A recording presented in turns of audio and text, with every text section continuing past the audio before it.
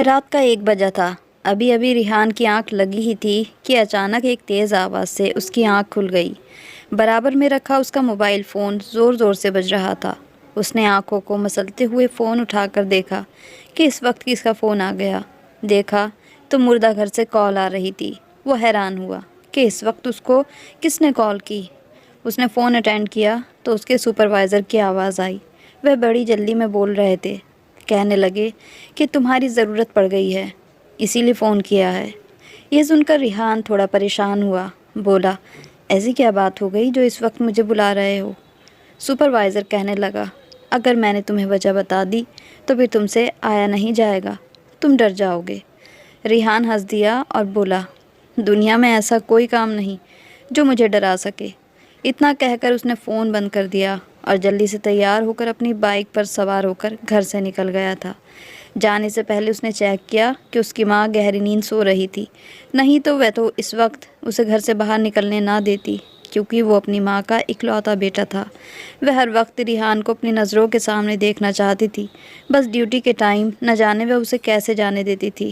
اسے چھوڑنے دروازے تک خود آتی، جیسے وہ کوئی چھوٹا بچہ ہے۔ جیسے ہی وہ مردہ گھر پہنچا اور ہال میں داخل ہوا تو سبھی کو بڑا پریشان پایا۔ سب کے چہرے پر موت کا سا ڈر دکھ رہا تھا۔ ریحان نے سپروائزر کو دیکھا اور جلدی سے سپروائزر سے اس پریشانی کی وجہ پوچھی۔ سپروائزر نے اسے دیکھا اور کہنے لگا کہ آج تم سے ایک کام ہے، وہی تو میں آپ سے پوچھ رہا ہوں کہ مجھے کیوں بلایا گیا ہے اور سب اتنا پریشان کیوں ہیں؟ سپروائزر نے کہا، آج ایک کار ایکسیڈنٹ ہو گیا تھا جس میں 4 لوگ موجود تھے، 2 مرد 2 عورتیں۔ ان میں سے ایک عورت کی موت ہو گئی ہے جو بہت خراب حالت میں ہے، باقی 3 بے ہوش ہیں، اس لیے اسے جلدی سے جلدی دفنانا ہے۔ ریحان سپروائزر کی باتیں سن کر حیران رہ گیا اور بولا، تو دفن کیجئے، یہ کام میرا تو نہیں ہے نا، مجھے قبر کھودنے کے لیے ایک لڑکے کی ضرورت تھی، اسی لیے تمہیں بلایا۔ ریحان سپروائزر کی طرف حیرانی سے دیکھنے لگا اور بولا، یہ کام میرا نہیں ہے، آپ تو جانتے ہیں کہ یہ کام تو دوسرے لڑکوں کا ہے، وہ لڑکے کہاں ہیں؟ سپروائزر بولا، وہ تو بے ہوش پڑے ہیں۔ ریحان گھبرا گیا، بولا، کیوں؟ ایسا کیا ہو گیا ان کو کہ وہ بے ہوش ہو گئے؟ مجھے آپ کی کوئی بھی بات سمجھ نہیں آ رہی ہے، آپ مجھے کھل کر بتائیے، آخر بات کیا ہے؟ سپروائزر پریشان ہوتا ہوا بولا، بات یہ ہے کہ جیسے ہی اس عورت کی لاش یہاں لائی گئی، ہم نے اسے دفن کرنے کا انتظام کر لیا تھا۔ پہلے کلن اور اس کے ساتھیوں کو قبر کھودنے کے لیے بھیجا تو نہ جانے کیا ہوا کہ وہ ڈرا ہوا پاگلوں کی طرح سے ہو گیا اور بے ہوش ہو گیا۔ مجھے لگا شاید اس کی طبیعت خراب ہو گئی ہے، اسی لیے میں نے بنٹی کو یہ کام سونپ دیا۔ اس نے بھی جیسے ہی مٹی کھودی وہ بھی ڈر گیا اور اس کے بعد وہ بھی بے ہوش ہو گیا۔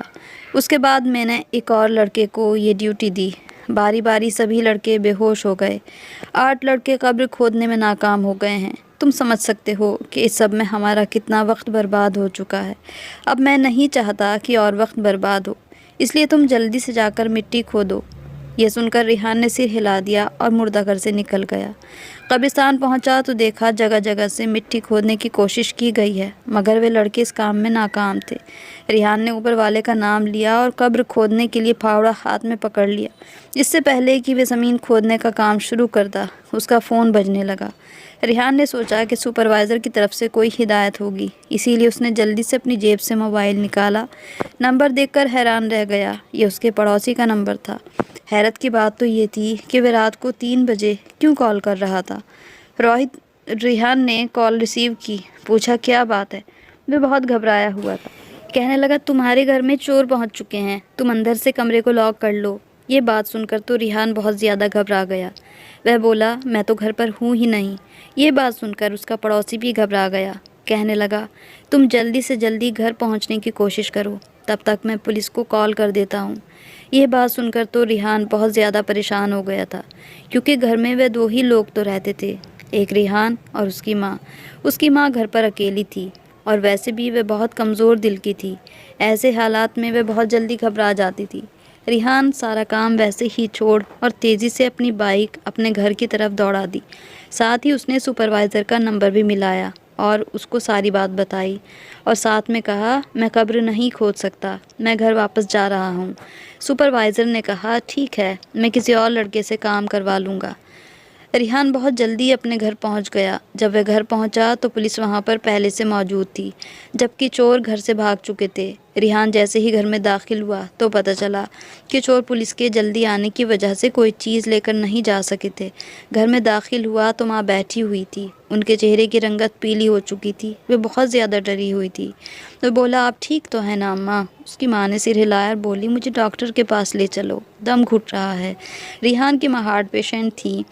اس نے کہا، فکر نہ کرو۔ جلدی سے وہ اپنی ماں کو ڈاکٹر کے پاس لے گیا۔ چیک اپ ہوا تو پتہ چلا بی پی بہت زیادہ بڑھ رہا ہے اور ہارٹ بیٹ بھی بہت تیز چل رہی ہے۔ ڈاکٹر نے ماں کو اسپتال میں ایڈمٹ کر لیا تھا اور کہا کہ جب تک ان کی حالت ٹھیک نہیں ہو جاتی ہم آپ کو گھر جانے کی اجازت نہیں دے سکتے۔ ریحان پورا ٹائم اسپتال میں رہا اور دوپہر کے 1 بج چکے تھے۔ ڈاکٹر نے ماں کو ڈسچارج کر دیا تو ریحان انہیں گھر واپس لے آیا تھا۔ اس نے ماں سے کہا، اب آپ آرام کرو اور سونے کی کوشش کرو۔ ریحان ماں کے ساتھ بیٹھ کر باتیں کر رہا تھا کہ تبھی پھر سے سپروائزر کی کال آ گئی۔ ریحان تو یہی سمجھا کہ سپروائزر اس سے چوروں کے بارے میں پوچھ رہا ہوگا، لیکن ریحان نے کال اٹینڈ کی تو سپروائزر کی بڑی گھبرائی ہوئی آواز کانوں میں گونجی۔ وہ کہنے لگا، تم ابھی کے ابھی آ جاؤ، کیا چور ابھی تک واپس نہیں گئے؟ ریحان بولا، کیوں؟ مجھے کیوں آنا ہے؟ کیا بات ہے؟ سپروائزر کہنے لگا کہ قبر کی کھدائی کرنی ہے اور تم نے مجھ سے کہا تھا کہ تم واپس آ جاؤ گے۔ سپروائزر کی طنز بھری آواز ریحان کے کانوں میں گونجی تھی۔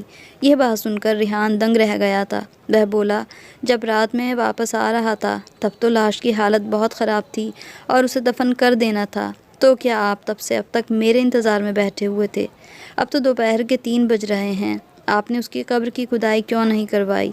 وہ کہنے لگا، ہر ممکن کوشش کر لی ہے، نہ جانے یہ زمین اس لاش کو اپنے اندر پناہ دینے کے لیے راضی کیوں نہیں ہے۔ میں نے جتنے بھی لڑکوں کو قبر کھودنے کے لیے بھیجا ہے سب کے سب ڈر کر واپس آ جاتے ہیں۔ اب میں تم سے کہتا ہوں کہ تم آ کر اپنی کوشش کر لو، کیا پتہ تم اس چیز میں کامیاب ہو جاؤ۔ ریحان بولا، ٹھیک ہے، میں ابھی آتا ہوں۔ اتنا کہہ کر اس نے فون بند کر دیا۔ ریحان کی ماں نے اس کا ہاتھ پکڑ لیا۔ وہ کہنے لگی، تم کس لاش کی بات کر رہے ہو؟ ریحان بولا، اماں آپ مجھے ایک بات بتائیے، جب کسی کو زمین اپنے اندر دفن ہونے کی اجازت نہ دے تو کیا ہوتا ہے؟ یہ بات سن کر اس کی ماں کی آنکھوں میں آنسو آ گئے۔ وہ کہنے لگی، بیٹا یہ تو بہت پریشانی کی بات ہے، اوپر والا کبھی کسی کے اوپر ایسا وقت نہ لائے۔ جس طرح انسان کا پردہ دنیا میں رکھتا ہے، موت کے بعد بھی ہر کسی کا پردہ رکھے، کبھی کسی کے گناہ اس طرح سے فاش نہ ہوں۔ ریحان بولا، اس بات کا کیا مطلب ہے؟ کیسے گناہ؟ اس کی ماں کہنے لگی، جو انسان بہت زیادہ گناہ گار ہوتا ہے اس کو دفنانے کے دوران الگ الگ طرح کے مسئلے کھڑے ہوتے ہیں۔ میں نے تو یہ بھی سن رکھا ہے اس کی قبر کھودنے والے کو جہنم کی آگ محسوس ہونے لگتی ہے، اور کچھ ایسی بھی موت ہوتی ہے جن کے لیے قبر کی کھدائی کی جائے تو زمین پتھر جیسی سخت ہو جاتی۔ وہ بولا، اماں اگر کوئی انسان کسی کی قبر کی کھدائی کے دوران بے ہوش ہو جائے تو اس کا کیا مطلب ہے؟ اس کی ماں کی آنکھوں سے آنسو بہہ رہے تھے۔ وہ کہنے لگی، تو اس کا یہی مطلب ہے کہ قبر کھودنے والا میت پر دفن ہونے کے بعد آنے والا عذاب ابھی سے اپنی آنکھوں سے دیکھ رہا ہے اور وہ سب کچھ دیکھ کر بے ہوش ہو جاتا ہے۔ اس کی ماں کہنے لگی، اچھا تم یہ سب کیوں پوچھ رہے ہو؟ تب اس نے مردہ گھر میں ہونے والا سارا واقعہ اپنی ماں کو سنا دیا۔ اس کی باتیں سن کر اس کی ماں کو غصہ آ گیا۔ وہ کہنے لگی، تم بہت ہی نالائق ہو۔ بچپن میں جب تم پر سختی کرتی تھی کہ اسکول چلے جاؤ تو تم میری بات نہیں مانتے تھے۔ اب تو میں تمہیں مار کر اسکول بھیج دیتی تھی، لیکن جب تم کالج گئے تو میں نے تم پر ہاتھ اٹھانا چھوڑ دیا، کیونکہ تب تم بڑے ہو گئے تھے، لیکن تم میری بات نہیں مانتے تھے۔ میں تمہیں بہت کہتی تھی کہ پڑھ لکھ لو، تمہارے کام آئے گا۔ اگر تم نے میری بات مانی ہوتی اور کالج میں پڑھے ہوتے تو آج تم کوئی اچھی نوکری کر رہے ہوتے، کم سے کم تمہیں یہ سب تو نہ کرنا پڑتا۔ ریحان بولا، ماں میری نوکری بری نہیں ہے، یہ بھی تو اچھی ہے۔ اس کی ماں کہنے لگی، نوکری کوئی بھی بری نہیں ہوتی، لیکن تمہارا کام بہت خطرناک ہے۔ ریحان نے سر ہلا کر اپنی ماں سے کہا، آپ فکر نہ کریں، یہ سب چیز مجھ پر اثر نہیں کرتی۔ اتنا کہہ کر وہ اٹھ کھڑا ہو گیا اور اپنی ماں سے بولا، اپنا خیال رکھیے گا، کوئی بھی پریشانی ہو تو مجھے فوراً فون کر دینا، اور اس میت کے لیے دعا کیجیے گا جسے ہم دفنانے کی کوشش کر رہے ہیں۔ اتنا کہہ کر وہ گھر سے باہر آ گیا اور اپنی ماں کی باتیں اس کے دماغ میں گونج رہی تھی۔ وہ ٹھیک ہی تو کہہ رہی تھی، روز روز یہ لاشیں دیکھ کر اس کی دوستی بھی موت سے ہو گئی تھی۔ اب وہ ہر پل اپنی موت کے لیے تیار رہتا تھا۔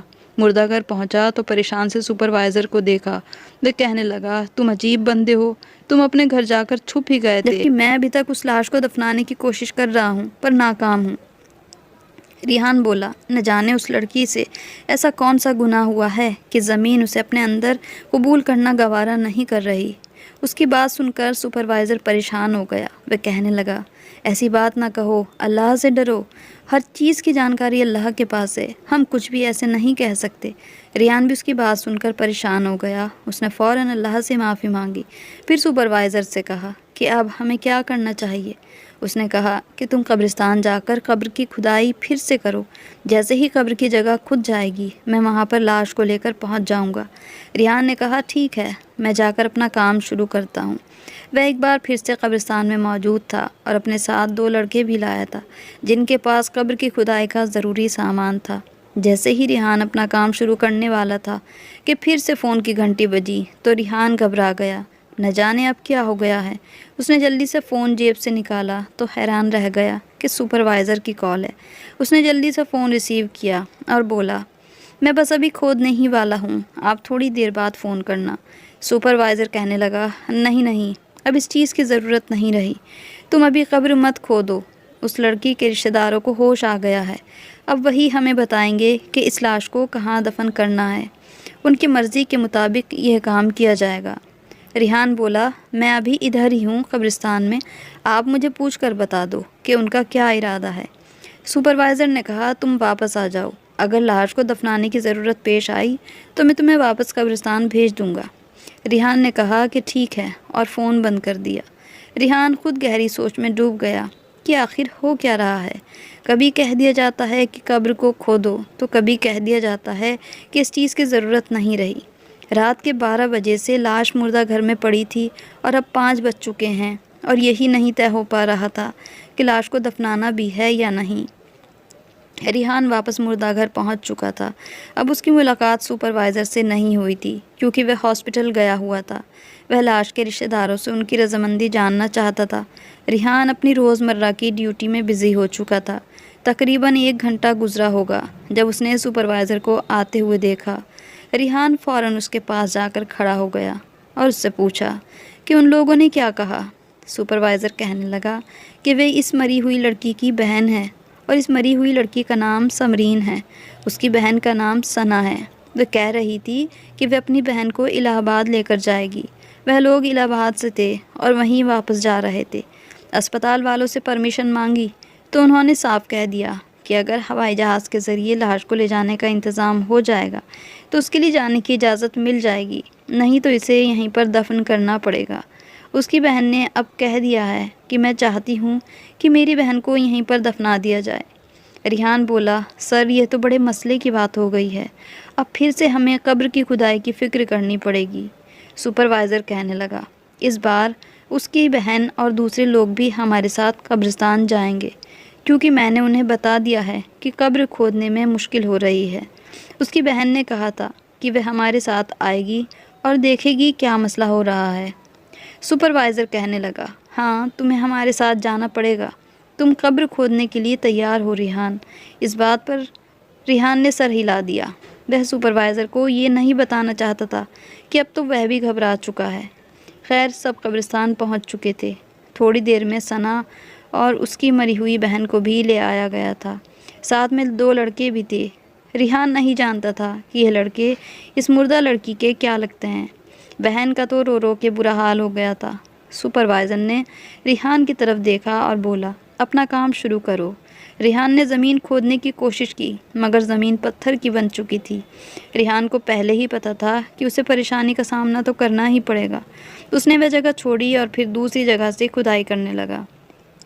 ریحان بڑی ہمت سے کام لے رہا تھا مگر ابھی تک ناکام رہا تھا۔ سپروائزر ریحان کے پاس آ کر کھڑا ہو گیا۔ اس کے چہرے پر فکر صاف نظر آ رہی تھی۔ کہنے لگا، کیا بات ہے؟ ریحان بولا، سر زمین ساتھ نہیں دے رہی ہے۔ سپروائزر کے چہرے پر پسینہ آ گیا تھا۔ وہ دھیرے سے بولا، تمہیں پتہ ہے کہ قبر کھودنے والے پر فرض ہوتا ہے کہ وہ میت کا پردہ رکھے۔ تم بالکل زمین کی سختی اس کے رشتہ داروں پر ظاہر مت کرنا۔ تم جانتے ہو لوگ 100 طرح کی باتیں کرتے ہیں۔ ریحان نے سر ہلا دیا اور ایک بار پھر زمین کھودنے کی کوشش کرنے لگا۔ وہ اپنی پوری طاقت لگا رہا تھا، محنت کر کر کے تھک گیا تھا۔ پھر سپروائزر سے بولا، آپ ہی میری کچھ مدد کر دیں۔ سپروائزر آگے بڑھا اور اس نے ریحان کے ہاتھ سے پھاوڑا لے لیا۔ وہ بھی کوشش کر رہا تھا اور ناکام تھا۔ سپروائزر کہنے لگا، یا اللہ، اس لڑکی کے گناہوں کو معاف کر دے، اس پر رحم کر، تو رحیم ہے، تو کریم ہے۔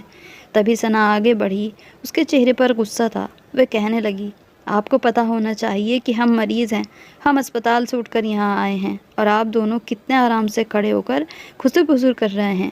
مجھے بتائیے کیا پریشانی ہے؟ سپروائزر بولا، زمین ساتھ نہیں دے رہی ہے، مجھے بتائیے ہم کیا کریں؟ اس لڑکی کے چہرے کا رنگ اڑتا جا رہا تھا۔ ایک لڑکا آگے بڑھا، اس کے چہرے پر غصہ تھا اور مری ہوئی لڑکی کے لیے نفرت تھی۔ وہ بولا، یہ سب اس کے گناہوں کا نتیجہ ہے، اس جیسی بد کردار عورت کو تو زمین بھی قبول نہیں کر رہی ہے۔ اس کی بہن رونے لگی۔ وہ بولی، بھائی ایسی باتیں مت کرو۔ لڑکا بولا، میں ساری زندگی یہی سمجھتا رہا کہ میری بہن بہت نیک ہے، مگر اس نے ہمیں پاگل بنایا، عبادت کا ڈھونگ رچایا، ہمارے سامنے نیک بنتی تھی اور پیچھے سے کیا گل کھلا رہی تھی۔ اگر یہ صرف گناہگار ہوتی پھر بھی ٹھیک تھا، مگر یہ تو عبادت کی آڑ میں ڈرامہ کر رہی تھی۔ ثنا رو رہی تھی۔ وہ بولی، بہت مشکل وقت ہے، ایسی باتیں منہ سے نہ نکالیں، کہیں ہم اللہ کی پکڑ میں نہ آ جائیں۔ ثنا بہت زیادہ گھبرائی ہوئی تھی۔ ریحان نے ایک بار پھر سے کھدائی کرنے کی کوشش کی تھی۔ اس بار بھی جب ریحان ناکام رہا تو اس کے دماغ میں خیال آیا کہ اللہ کے کلام سے مدد لینی چاہیے۔ اس نے اپنی جیب سے موبائل نکالا اور ایک دعا چلا دی۔ اب تو ویسے بھی ہر طرف اندھیرا پھیلنے لگا تھا۔ ماحول میں جب دعا گونجی تو دل دہلنے لگا تھا۔ ریحان قبر کھودنا شروع کر دی تھی، تبھی ایک دل دہلا دینے والی چیخ اس کے کانوں میں گونجی تھی۔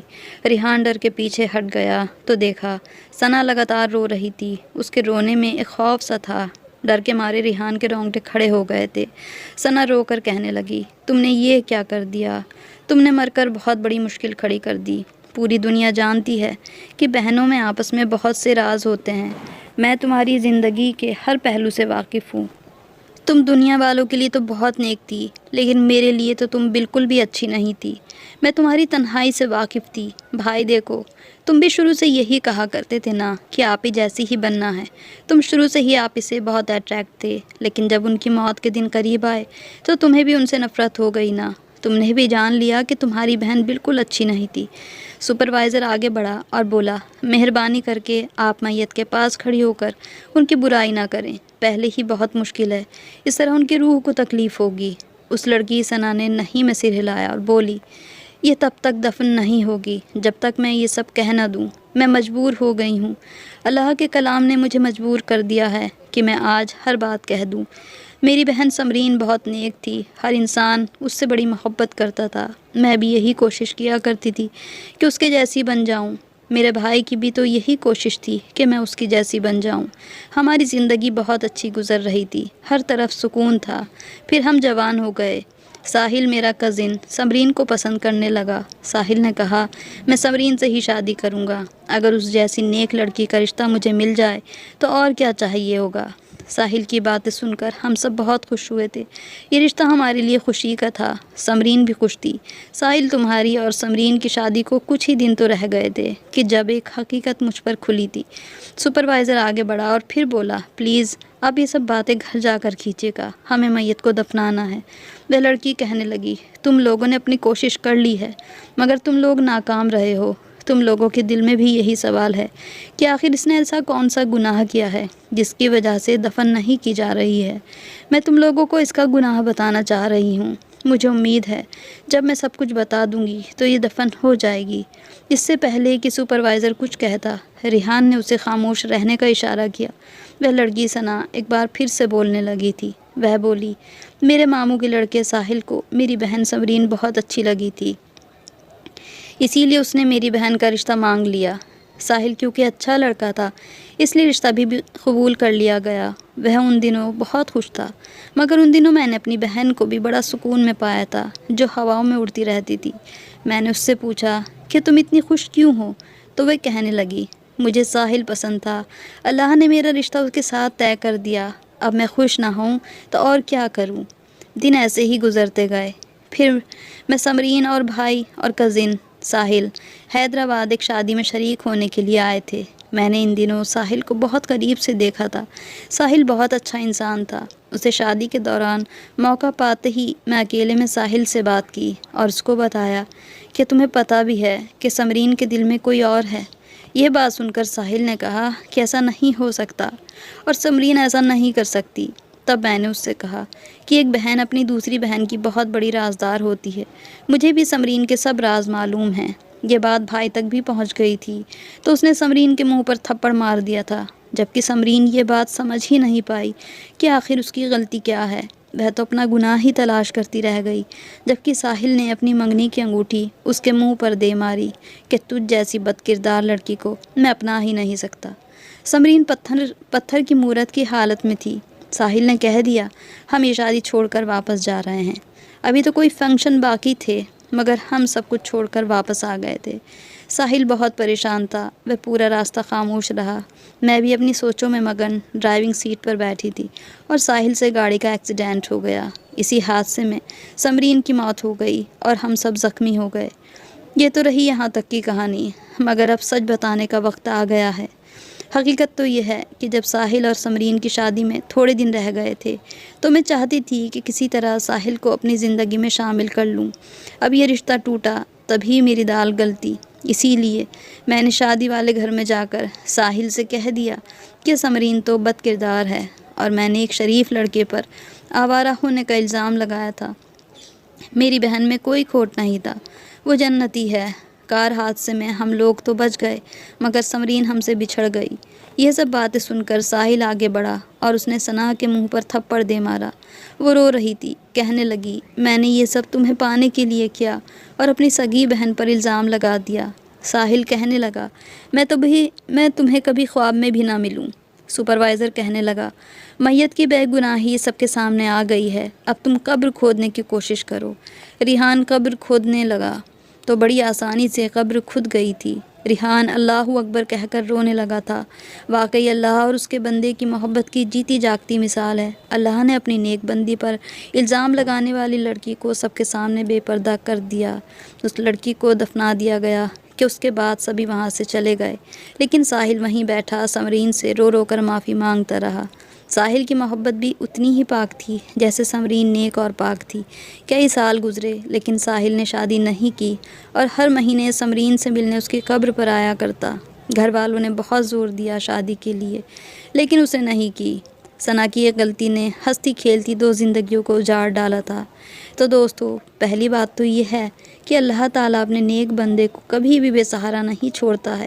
سمرین بہت ہی زیادہ اللہ سے محبت رکھتی تھی، اسی لیے جب اس کے کردار پر انگلی اٹھائی گئی تو اللہ نے دنیا کے سامنے ہی اس انگلی اٹھانے والے کا گناہ اسی کے منہ سے قبول کروا لیا اور سب کے سامنے کھول کر رکھ دیا، اور سمرین کی پاکیزگی مرنے کے بعد بھی ثابت ہو گئی۔